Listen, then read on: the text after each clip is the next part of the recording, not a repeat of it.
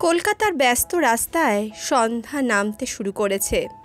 আকাশের লালচে আভা, চারদিকে গাড়ির হর্ন, মানুষের ব্যস্ততা। একটি চকচকে কালো দামি গাড়ি ধীর গতিতে এগিয়ে চলেছে। গাড়ির ভেতরে বসে থাকা মহিলা জানালার কাচ নামিয়ে বাইরে তাকায়। প্রতিদিন অফিস যাওয়া আসার পথে সে ট্রাফিক সিগন্যালে কিছুক্ষণ অপেক্ষা করে, আর তখনই সে ছোট ছোট ছেলে মেয়েদের দেখত যারা ফুল বিক্রি করে কিংবা হাত পেতে কিছু টাকা চায়। আজও তেমনই এক ছোট্ট ছেলেকে সে দেখতে পেল। 6 বছরের একটি দুর্বল রুগ্ন চেহারার বাচ্চা, হাতে কিছু ফুল নিয়ে রাস্তার পাশে দাঁড়িয়ে আছে। কপালে ধুলো ময়লা লেগে আছে, ছেঁড়া জামা, খালি পা। কিন্তু তার চোখ দুটো যেন বড়ই চেনা মনে হচ্ছিল ওই মহিলার কাছে। হঠাৎ কেন জানি বুকের ভেতরে কেমন একটা অস্বস্তি কাজ করছিল। সে ভাবল, কেন আমি ছেলেটির দিকে এতটা টান অনুভব করছি, কেন আমার মন কাঁদছে। গাড়ির চালক সিগন্যাল সবুজ হওয়ায় অপেক্ষায়, কিন্তু মহিলার দৃষ্টি আটকে আছে সেই ছেলেটির দিকে। সে জানতো না এই ছেলেটি কে, তবে ছেলেটিকে দেখা মাত্রই তার বুকের ভেতরটা কেমন যেন একটা অস্থির লাগতে শুরু করেছে। বন্ধুরা, কে ছিল ওই ছেলেটি? ওই মহিলার সঙ্গে সেই ছেলেটির কী বা সম্পর্ক ছিল? চলুন আজকের এই কাহিনীর মাধ্যমেই এই ঘটনার সত্যতা জানা যাক। পিয়ালি মাত্র 14 বছরের এক কিশোরী। শৈশব থেকে দরিদ্রতার সঙ্গে লড়াই করেই সে বড় হয়েছে। বাবা মা দরিদ্র কৃষক। অভাবের তাড়নায় তারা পিয়ালির পড়াশোনা চালাতে পারেনি। একবেলা পেট ভরে খাওয়ার ব্যবস্থা করাই ছিল তাদের কাছে কঠিন। তাই বাবা মা একদিন গ্রামের এক কৃষক পরিবারে তাকে বিয়ে দিয়ে দিল। তার স্বামী রমেশ দেখতে ভালো হলেও মনুষ্যত্ব বোধ ছিল না। প্রথম কয়েক মাস পিয়ালি ভেবেছিল হয়তো নতুন পরিবেশে মানিয়ে নিতে সময় লাগবে, কিন্তু ধীরে ধীরে সে বুঝতে পারল এই বাড়িতে তার কোনো সম্মান নেই। শ্বশুর শাশুড়ি তাকে দিনের পর দিন গৃহস্থালির কাজে ব্যস্ত রাখত, বিনিময়ে একবেলা পেট ভরে খাওয়াও দিত না। রমেশ রাতে মদ খেয়ে ফিরত আর বিনা কারণে তাকে মারধর করত। কখনো ছোটোখাটো ভুল করলেই ঘরে আটকে রাখত, কখনো বা খাওয়ার দিত না। রাতের পর রাত তার এই অত্যাচার চলত। শরীরে অজস্র দাগ পড়ে গিয়েছিল। পিয়ালি কাউকে কিছু বলতে পারত না, কারণ জানতো কেউ তাকে সাহায্য করবে না। এভাবেই কেটে গেল 2 বছর। একদিন সে জানতে পারল সে মা হতে চলেছে। প্রথমে সে খুব ভয় পেয়েছিল, কিন্তু ধীরে ধীরে ভাবতে লাগলো এবার হয়তো তার জীবন বদলাবে। অন্তত সন্তানের জন্য হলেও রমেশ একটু বদলাবে। কিন্তু বাস্তবতা ছিল সম্পূর্ণ ভিন্ন। সন্তান জন্মানোর পর রমেশ আরও নিষ্ঠুর হয়ে উঠল। দিনের পর দিন সে না খেয়ে থাকত। তার শরীর এতটাই দুর্বল হয়ে গেছিল যে অনেক সময় সন্তানকে কোলেও নিতে কষ্ট হতো। তবুও সে সন্তানকে আঁকড়ে ধরে বাঁচতে চেয়েছিল। ছেলেটি তার জীবনের একমাত্র আশা। এইভাবেই 3টে বছর কেটে গেল। ছেলেটি একটু একটু করে বড় হচ্ছিল। মায়ের প্রতি তার অগাধ ভালোবাসা ছিল। পিয়ালিও একমাত্র ছেলেকে জড়িয়ে ধরে তার সমস্ত দুঃখ ভুলে যাওয়ার চেষ্টা করত। কিন্তু একদিন এমন কিছু ঘটল যা তার জীবন সম্পূর্ণরূপে বদলে দিল। এক রাতে রমেশ হঠাৎ করেই বাড়িতে আরও একটি মেয়ে নিয়ে এলো। পিয়ালি প্রথমে কিছু বুঝতে পারেনি। তারপর যখন রমেশ তাকে জানালো যে সে আবার বিয়ে করেছে, তখন পিয়ালির মাথার উপরে আকাশ ভেঙে পড়ল। সে প্রতিবাদ করতে গেল, কিন্তু রমেশ চরম নিষ্ঠুর হয়ে উঠল। তার সামনে পিয়ালিকে মারধর করতে লাগলো, চুল ধরে টেনে বারান্দায় ফেলে দিল। নতুন স্ত্রী বাড়ির মধ্যে ঢুকে হাসছিল, আর শাশুড়ি চুপচাপ দাঁড়িয়ে এই সমস্ত দৃশ্য দেখছিল। পিয়ালি কাঁদতে কাঁদতে বলল, আমার কি হবে? আমার ছেলেকে তো অন্তত আমার সঙ্গে থাকতে দাও। কিন্তু রমেশ বলল, ও আমার ছেলে, আমি কোথাও ওকে যেতে দেব না, তুই এই বাড়ি ছেড়ে চলে যা। পিয়ালি অসহায় হয়ে ছেলেকে জড়িয়ে ধরতে গেল। তার শাশুড়ি এসে ছেলেটিকে তার বুক থেকে টেনে নিয়ে গেল। পিয়ালি ছেলের জন্য প্রাণপণ লড়াই করছিল, কিন্তু একা এক নারী কতটা লড়তে পারে? এক সময় তাকে লাথি মেরে বাড়ির বাইরে ফেলে দেওয়া হলো। সেদিন রাতে অঝোরে বৃষ্টি পড়ছিল, আর সেই বৃষ্টির মতোই পিয়ালির চোখ থেকেও অঝোরে অশ্রুধারা ঝরে পড়ছিল। মাথার ওপরে কোনো ছাদ ছিল না, হাতে কোনো টাকা ছিল না, পথ কোথায় কিছুই জানত না। তারপর সে পথ চলতে চলতে একটি মোড়ে এসে পড়ল, যেখানে একটি গাড়ি হঠাৎ করে ব্রেক কষে দাঁড়িয়ে গেল। পিয়ালি ধাক্কা খেয়ে রাস্তায় পড়ে গেল। গাড়ির ভেতর থেকে একজন যুবক বেরিয়ে এলো, বয়স প্রায় 30-এর কাছাকাছি, মুখে উদ্বেগের ছাপ। গাড়ির আলোয় পিয়ালির ক্লান্ত বিধ্বস্ত চেহারা স্পষ্ট দেখা যাচ্ছিল। আপনি ঠিক আছেন? যুবকটি জিজ্ঞেস করল। পিয়ালি কিছু বলল না, শুধু মাথা নিচু করে কাঁদতে লাগলো। যুবকটি তখন তাকে গাড়িতে উঠিয়ে নিল। চলুন, আপনাকে এক্ষুনি হাসপাতালে নিয়ে যেতে হবে, আপনার মাথা তো অনেকটা ফেটে গেছে, আপনার অবস্থা ভালো মনে হচ্ছে না। পিয়ালি প্রথমে দ্বিধায় পড়ল, কিন্তু তার সামনে কোনো উপায় ছিল না। সে গাড়িতে উঠে বসল। সেদিন রাতেই তার জীবন নতুন এক মোড় নিল। পিয়ালি গাড়ির ভেতরে নিশ্চুপ বসেছিল, তার চোখে জল, শরীরে অজস্র যন্ত্রণা, আর মনে একটাই প্রশ্ন, আমি কোথায় যাব? আমার ছেলেকে কি আর কখনো ফিরে পাবো না? যুবকটি তার দিকে তাকিয়ে বুঝতে পারল সে ভীষণ বিপর্যস্ত। ছেলেটি গাড়ি চালাতে চালাতে বলতে লাগলো, আমি সত্যি দুঃখিত, আপনাকে এই অবস্থায় দেখতে আমার খুব খারাপ লাগছে। আমি যদি সাহায্য করতে পারি তবে নির্দ্বিধায় বলুন। পিয়ালি কিছু বলল না, শুধু মাথা নিচু করে কাঁদতে লাগলো। যুবকটি একটু ইতস্তত হয়ে জিজ্ঞেস করল, আপনার বাড়ি কোথায়? কোথায় নামিয়ে দেব? পিয়ালি ফাঁকা দৃষ্টিতে সামনের দিকে তাকালো। কোথায় যাবে সে? যেখানে থেকে এসেছে সেখানে তো আর ফিরে যেতে পারবে না। রমেশ তার জন্য সমস্ত দরজা বন্ধ করে দিয়েছে, ছেলেকে কেড়ে নিয়েছে, সব সম্পর্ক শেষ করে দিয়েছে। তারপর সে ধীরে ধীরে বলল, আমার আর কোথাও যাওয়ার জায়গা নেই। যুবকটি গভীর দৃষ্টিতে তার দিকে তাকালো, তারপর গাড়ি চালু করে বলল, ঠিক আছে, আপাতত চলুন আমার বাড়ি, সেখানে গিয়ে একটু বিশ্রাম করুন, তারপরে দেখি কি করা যায়। পিয়ালি কিছু বলল না, তার মাথায় প্রচণ্ড যন্ত্রণা হচ্ছিল, চোখের পাতা ভারী হয়ে আসছিল, ক্ষুধায় পেট চোঁ চোঁ করছিল, কিন্তু এইসব নিয়ে ভাবার মতো শক্তি আর তার অবশিষ্ট ছিল না। গাড়ি কলকাতার ব্যস্ত রাস্তা পেরিয়ে শহরের এক নিরিবিলি এলাকায় প্রবেশ করল। যুবকটি পিয়ালিকে তার ফ্ল্যাটে নিয়ে গেল। ঘরটা বেশ গোছানো, মাঝারি আকারের। পিয়ালির জীবনে এতদিন শুধু অভাব, দুঃখ, কষ্ট দেখেছে, কিন্তু এই যুবকের ঘরে যেন এক অদ্ভুত প্রশান্তি ছিল। আপনি এখানে বসুন, আমি এক্ষুনি খাবার নিয়ে আসছি, বলে যুবকটি রান্নাঘরের দিকে চলে গেল। পিয়ালি ঘরের এক কোণে ধপ করে বসে পড়ল। এতদিনের শারীরিক ও মানসিক যন্ত্রণায় সে পুরোপুরি ভেঙে পড়েছে। সে বুঝতে পারছে না কি করবে, শুধু ছেলেটার মুখ ভেসে উঠছে বারবার তার চোখের সামনে। যুবকটি একটা প্লেটে ভাত, ডাল আর কিছু সবজি এনে পিয়ালির সামনে রাখলো। আপনি কিছু খান, অনেক দুর্বল লাগছে আপনাকে। পিয়ালি থালার দিকে তাকিয়ে থাকলো কিছুক্ষণ, তারপর আস্তে আস্তে খেতে শুরু করলো। কয়েকদিন পর যেন একটু শান্তি পেল সে। যুবকটি বলল, আমি রাহুল, আপনি যদি চান তাহলে আপনার ব্যাপারে আমাকে কিছু বলতে পারেন। পিয়ালি কিছুক্ষণ চুপ করে থাকলো, তারপর ফিসফিস করে বলল, আমার নাম পিয়ালি, আমার একটা ছোট্ট ছেলে আছে, ও আমার সব কিছু ছিল, কিন্তু আমার স্বামী ওকে আমার থেকে দূরে কেড়ে নিয়েছে। এইটুকু বলেই তার গলা ধরে এলো, সে আর কথা বলতে পারল না। রাহুল গভীরভাবে শুনছিল, সে অনুভব করতে পারছিল এই মেয়েটি কতটা কষ্ট পেয়েছে। আপনি যদি চান আমরা আপনার ছেলেকে ফেরানোর জন্য কিছু চেষ্টা করতে পারি। পিয়ালি হতাশ ভঙ্গিতে মাথা নাড়ল।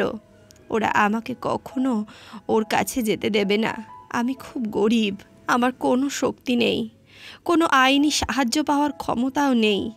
রাহুল একটু ভেবে বলল, সব পথ এখনও বন্ধ হয়ে যায়নি, প্রথমে আপনাকে নিজের পায়ে দাঁড়াতে হবে। আপনি যদি চেষ্টা করেন তবে একটা না একটা উপায় ঠিক বার হবে। পিয়ালির মনে একটা প্রশ্ন এলো, কিন্তু আমি কিভাবে নিজের পায়ে দাঁড়াবো? আমি তো কিছুই পারি না। রাহুল একটু হেসে বলল, আপনি যদি চান তাহলে আমি আপনাকে কিছু কাজের সুযোগ করে দিতে পারি, তবে তার আগে আপনাকে মানসিকভাবে শক্ত হতে হবে। পিয়ালি কিছুক্ষণ চুপ করে রইল। তার মনে হচ্ছিল জীবন তাকে এত কঠিন মোড়ে এনে দিয়েছে। সামনে শুধুই অনিশ্চয়তা, কিন্তু এই মুহূর্তে সে বুঝতে পারছিল কিছু একটা করা ছাড়া আর কোনো উপায় নেই। সে এক গভীর নিঃশ্বাস নিল। আমি কিছু শিখতে চাই, আমি আমার ছেলেকে ফেরত পেতে চাই, আমি শক্ত হতে চাই। রাহুল একটু হাসল। এটাই তো চাই, আমি আপনাকে সাহায্য করব, কিন্তু আপনাকেও লড়তে হবে। পরদিন সকালে রাহুল পিয়ালিকে নিয়ে একটা ছোট্ট অফিসে গেল। সে পিয়ালিকে এক বন্ধুর সাথে পরিচয় করিয়ে দিল, যিনি একজন এনজিও চালান। দেখো, এই মেয়েটি খুব বিপদে আছে, ওর কিছু কাজের দরকার যাতে সে নিজের পায়ে দাঁড়াতে পারে। এজেন্সির মহিলা মাথা নেড়ে বলল, আমরা কিছু কাজ দিতে পারি, ও যদি পড়াশোনা চালিয়ে যেতে চায় আমরা সেটার জন্য সাহায্য করব। পিয়ালি প্রথমে দ্বিধায় পড়ে গেল, কিন্তু হঠাৎ করে তার মনে পড়ল তার ছেলের মুখটা। সে যদি নিজের জীবনে নতুনভাবে শুরু করতে পারে তবে কি সে আবার তার ছেলেকে ফিরে পাবে? সে দৃঢ়ভাবে বলল, আমি সব কিছু শিখতে রাজি আছি, শুধু আমাকে একটা সুযোগ দিন। এইভাবেই পিয়ালির জীবনের নতুন অধ্যায়ের সূচনা হলো। সে এজেন্সিতে ছোট্টখাটো কাজ করতে শুরু করলো, পড়াশোনা আবার শুরু করলো, নতুন কিছু শেখার চেষ্টা করলো। কিন্তু তার মন কখনোই পুরোপুরি শান্ত ছিল না। প্রতিটি মুহূর্ত, প্রতিটি নিঃশ্বাসে সে কেবল একটাই স্বপ্ন দেখত, তার ছেলেকে ফিরে পাওয়ার। কিন্তু সে জানত না ছেলেটি তখন কোথায়, কী অবস্থায় আছে। আসলে রমেশের দ্বিতীয় স্ত্রী মৌসুমী অনেক দিন ধরেই পিয়ালির ছেলেকে মেনে নিতে পারছিল না। তার মতে এই বাচ্চা তার সুখের জীবনে কাটা হয়ে এসেছে, তার সুখের জীবনে বড় একটা বাধা। সে বারবার রমেশকে চাপ দিচ্ছিল ছেলেটিকে বাড়ি থেকে বের করে দিতে। একদিন রাতে যখন ঠাকুমা অসুস্থ হয়ে বিছানায় শুয়েছিলেন, মৌসুমী রাগে ফেটে পড়ল। সে রমেশকে চিৎকার করে বলতে লাগলো, তোমার ওই বউয়ের ছেলে আমার এই বাড়িতে থাকবে না, আমি আর একদিনও সহ্য করব না, আমি এই সংসার ছেড়ে চলে যাব। রমেশ বিরক্ত হয়ে চিৎকার করে উঠল, ঠিক আছে, এই বাজে ঝামেলা আমি আজ সহ্য করব না। এই ছেলে আর আমার মা দুজনেই গলার কাটা হয়ে গেছে, দুজনকেই আজ বাড়ি থেকে বার করে দিচ্ছি। ছোট ছেলেটি ভয়ে কুঁকড়ে গেছিল। সে বাবার চোখের দিকে তাকিয়েছিল, হয়তো শেষবারের মতো একটু মমতা খুঁজছিল, কিন্তু সেখানে শুধুই নিষ্ঠুরতা, বিরক্তি আর অবহেলা। ঠাকুমা কাঁদতে কাঁদতে বললেন, বাবু তুই এটা কি বলছিস? আমি তো তোর মা, এই বুড়ো বয়সে এই ছোট্ট ছেলেটাকে নিয়ে আমি কোথায় যাব? কিন্তু রমেশ একবারও পেছন ফিরে তাকালো না। সে ছেলেটির হাত ধরে দরজার বাইরে বার করে দিল, তারপর মাকেও টানতে টানতে ঘর থেকে বার করে দিল। তোমরা দুজন এখন থেকে বের হয়ে যাও, আজ থেকে এই বাড়ির সঙ্গে তোমাদের কোনো সম্পর্ক নেই। বৃষ্টি ভেজা রাতে বৃদ্ধা ও 6 বছরের ছোট্ট ছেলেটি রাস্তার ধারে দাঁড়িয়েছিল। চোখের জল বৃষ্টির জলের সঙ্গে মিশে যাচ্ছিল। ঠাকুমার শরীর ভালো ছিল না, বয়সের ভারে নুয়ে পড়েছিল তিনি। কোনোভাবে একটা ঝুপড়ির মতো জায়গায় আশ্রয় নিল তারা, কিন্তু সেখানে না ছিল ঠিকমতো খাওয়ার, না ছিল ওষুধ। একদিন ঠাকুমা অসুস্থ হয়ে পুরোপুরি শয্যাশায়ী হয়ে গেলেন। ছেলেটি তখনও ভালো করে কিছু বোঝার বয়স হয়নি, কিন্তু সে বুঝতে পারছিল তাদের অবস্থা খুব খারাপ। তখন সে একটা সিদ্ধান্ত নিল, সে কিছু একটা করবে যেন ঠাকুমার ওষুধ আর খাওয়ারের ব্যবস্থা করতে পারে।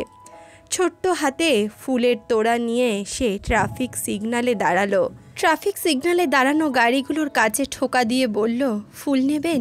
দয়া করে একটা ফুল নিন, আমার ঠাকুমা খুব অসুস্থ। কিন্তু অধিকাংশ মানুষ জানালা বন্ধ করে দিত, কেউ কেউ বিরক্ত হয়ে তাকাতো। খুব কম মানুষই সাহায্য করত। রোজ রাতে সে ফিরে আসতো ঠাকুমার কাছে, হাতে সামান্য কিছু পয়সা নিয়ে। ঠাকুমার কপালে হাত রাখতো আর বলতো, ঠাকুমা আর কষ্ট করো না, দেখবে আমি তোমাকে আবার ভালো করে দেব। এইভাবে প্রতিদিন রাহুল ট্রাফিক সিগন্যালে দাঁড়িয়ে ফুল বিক্রি করত। সেদিন রাহুল আর পিয়ালি একটা এজেন্সির কাজের জন্য যাচ্ছিল। গাড়ি যখন এক ট্রাফিক সিগন্যালে থামলো তখন রাহুল দেখলো একটা ছোট্ট ছেলে জানালায় টোকা দিচ্ছে, হাতে ছিল কিছু ফুল। সে ছেলেটির মুখের দিকে তাকিয়ে বলল, তুমি ফুল বিক্রি করো কেন? ছেলেটি বলল, আমার ঠাকুমা খুব অসুস্থ, তার খাওয়ার কেনার মতো ওষুধ কেনার মতো পয়সা আমার কাছে নেই, তাই এই ফুলগুলো বিক্রি করছি। পিয়ালি তখন জানালার পাশে বসেছিল। হঠাৎ সে ছেলেটির গলার স্বর শুনে চমকে উঠল। সে দ্রুত গাড়ির জানালার কাঁচ নামিয়ে দিল, ছেলেটির মুখের দিকে তাকালো। ছেলেটিকে দেখে তার খুব আপন বলে মনে হচ্ছিল। সেদিন রাহুল ওই ছোট্ট ছেলেটির কাছ থেকে কিছু ফুল কিনল। এরপর থেকে পিয়ালি প্রায় প্রতিদিনই যখন ওই ট্রাফিক সিগন্যাল দিয়ে ক্রস করত, ওই ট্রাফিক সিগন্যালে সে ওই ছোট্ট বাচ্চাটির কাছ থেকে ফুল কিনত। দেখতে দেখতে 3 মাস কেটে গেল। পিয়ালি প্রায় প্রতিদিনই ছেলেটির কাছ থেকে ফুল কেনে। মাঝে মধ্যে রাহুল পিয়ালিকে জিজ্ঞেস করত, আচ্ছা পিয়ালি, তুমি এই ছেলেটাকে দেখলেই সবসময় এর কাছ থেকে কেন ফুল নাও? পিয়ালি বলতো, জানি না, কিন্তু ছেলেটাকে দেখলে খুব আপন মনে হয় ও আমার খুব আপন, খুব নিজের। এভাবেই একদিন যখন পিয়ালি ট্রাফিক সিগন্যালে দাঁড়িয়েছিল তখন অনেকক্ষণ ছেলেটির জন্য অপেক্ষা করছিল, কিন্তু ছেলেটি ফুল বিক্রি করতে আসছিল না। পিয়ালির এই বিষয়টা খুব অবাক লাগলো। তখনই পাশ দিয়ে একটি ছোট্ট বাচ্চা মেয়ে হেঁটে যাচ্ছিল, যে অধিকাংশ সময় ওই ছেলেটির সঙ্গেই ফুল বিক্রি করতে সেখানে আসতো। পিয়ালি মেয়েটিকে ডেকে জিজ্ঞেস করলো, আচ্ছা তোমার সঙ্গে যে ছেলেটি আসে সেই ছেলেটি আজকে আসেনি? তখনই সে মেয়েটি বলল, মেম সাহেব, ওই ছেলেটার খুব শরীর খারাপ, কাল রাত থেকেই প্রচণ্ড জ্বরের চোটে বিছানা থেকে উঠতে পর্যন্ত পারছে না। পিয়ালি যখন কথা শুনল তার বুকের ভেতরটা যেন মোচড় দিয়ে উঠল। সে কোনো কথা না ভেবে রাহুলকে বলল, রাহুল, আমার ওই ছেলেটার সঙ্গে দেখা করতে যেতে হবে, কেন জানি না আমার ছেলেটাকে দেখতে খুব ইচ্ছে করছে। রাহুল বলল, ঠিক আছে, ওই মেয়েটাকে জিজ্ঞেস করো ওই ছেলেটার ঠিকানা কোথায়। তখনই পিয়ালি ওই ছোট্ট মেয়েটির কাছে ছেলেটির ঠিকানা জানতে চাইল। মেয়েটি পিয়ালি আর রাহুলকে নিয়ে গেল ছেলেটির বাড়ির সামনে। একটি ঝুপড়ি মতো বাড়ি করা। পিয়ালি আর রাহুল ওই ঝুপড়ি ঘরের ভিতর ঢুকলো। দেখলো ছেলেটি বিছানায় শুয়ে আছে আর ওর ঠাকুমা পেছন ফিরে কিছু রান্নাবাড়ি করছে। পিয়ালি বাচ্চা ছেলেটির ঠাকুমার উদ্দেশ্যে বলল, আচ্ছা ওর কি হয়েছে, ওকে ডাক্তার দেখিয়েছেন? তখনই ঠাকুমা মুখ ঘুরিয়ে পিয়ালির দিকে তাকালো। পিয়ালি যখন ঠাকুমার মুখ দেখল তখন সে হতবাক হয়ে গেল। ইনি তো তার শাশুড়ি মা। পিয়ালি চিৎকার করে বলে উঠল, আপনি আপনি এখানে কি করছেন? এদিকে রমেশের মা যখন পিয়ালিকে নিজের সামনে দেখল তখন সে কাঁদতে কাঁদতে পিয়ালির সামনে এসে দাঁড়ালো। পিয়ালির সামনে হাত জোড় করে দাঁড়িয়ে বলতে লাগলো, মা, আমাকে ক্ষমা করে দে, আমি তোকে বুঝতে ভুল করেছি। তুই চলে যাওয়ার পর রমেশ আমার উপরেও খুব অত্যাচার শুরু করলো। রমেশ ও তার স্ত্রী দুজনে মিলে আমাকে আর তোর ছেলেকে ঘর থেকে বাইরে বার করে দিল। তারপর থেকেই এই অবস্থায় আমরা রয়েছি। তোর ছোট্ট ছেলেটা আমাকে খাওয়ানোর জন্য, আমার ওষুধের জন্য দিন রাত ট্রাফিক সিগন্যালে দাঁড়িয়ে ফুল বিক্রি করে। পিয়ালি যখন তার শাশুড়ির মুখে একথা শুনল তখন সে কান্নায় ভেঙে পড়ল। সে তার ছেলেকে বুকে জড়িয়ে ধরে বলতে লাগলো, বাবু, আমি তোকে অনেক খুঁজেছি, আমি তোকে আর কখনো হারাতে দেব না। রাহুল এই দৃশ্য দেখে অবাক হয়ে সেখানে দাঁড়িয়েছিল। তার চোখ থেকে জল গড়িয়ে পড়ছিল। রাহুল জানতো মা ও ছেলের সম্পর্কটা কতটা গভীর। রাহুল অনুভব করল তার জীবনের সবথেকে সুন্দর মুহূর্তের সাক্ষী হয়ে রয়েছে সে। এরপর পিয়ালি আর রাহুল সেই ছোট্ট ছেলেকে তাদের সঙ্গে নিয়ে গেল। পিয়ালি তার শাশুড়ি মাকেও তার সঙ্গেই নিয়ে গেছিল। রাহুল তাকে নিজের সন্তানের মতোই ভালোবাসতে লাগলো। একদিন রাহুল পিয়ালির সামনে হাঁটু গেড়ে বসে বলল, পিয়ালি, তুমি আমাকে এতদিন তোমার পাশে থাকতে দিয়েছ, আমি চিরদিন তোমার পাশে থাকতে চাই। তুমি কি আমাকে বিয়ে করবে? পিয়ালির চোখে আনন্দের জল চলে এলো। সে বলল, আমি রাজি। তারপর এক সুন্দর দিনে রাহুল আর পিয়ালির বিয়ে হলো। রাহুল শুধু পিয়ালিকে নয়, তার ছেলেকেও নিজের সন্তান হিসেবে মেনে নিল। ছেলেটি ধীরে ধীরে রাহুলকে বাবা বলে ডাকতে শুরু করলো। পিয়ালির শাশুড়ি নিজের শেষ জীবনটা পিয়ালির কাছে থেকেই কাটিয়েছিলেন। বন্ধুরা, পিয়ালি নিজের জীবন থেকে অনেক কিছু হারিয়েছে, কিন্তু সে হার মানেনি। আজ সে সুখী, তার পাশে রয়েছে ভালোবাসার স্বামী, প্রিয় সন্তান। জীবন হয়তো তাকে কঠিন পরীক্ষার মুখে ফেলেছিল, সে হয়তো জীবনে অনেক কঠিন পরীক্ষা দিয়েছিল, কিন্তু শেষ পর্যন্ত সে জিততে পেরেছে। পিয়ালির এই কাহিনী আমাদের শেখায় কখনো হাল ছেড়ো না, কখনো ভেঙে পড়ো না। জীবনে কঠিন সময় আসবেই, কিন্তু যদি তুমি লড়াই করো একদিন নিশ্চয়ই তুমি আলো দেখতে পাবে। বন্ধুরা, আজকের এই কাহিনী, আজকের এই প্রসঙ্গ আপনাদের কেমন লাগলো? পিয়ালির কি রমেশের বিরুদ্ধে কোনোরূপ কোনো ব্যবস্থা নেওয়া উচিত, নাকি তাকে তার ভাগ্যের হাতে ছেড়ে দেওয়া উচিত? নিজেদের মূল্যবান মন্তব্য কমেন্ট বক্সে অবশ্যই লিখে জানাবেন। ভিডিওটি ভালো লাগলে অবশ্যই ভিডিওটিতে একটি লাইক করুন, বন্ধু বান্ধব আত্মীয় পরিজনের সঙ্গে ভিডিওটি শেয়ার করুন। দেখা হচ্ছে নতুন কোনো কাহিনীর সঙ্গে, নতুন কোনো ঘটনার সঙ্গে। ততক্ষণের জন্য সুস্থ থাকুন, ভালো থাকুন।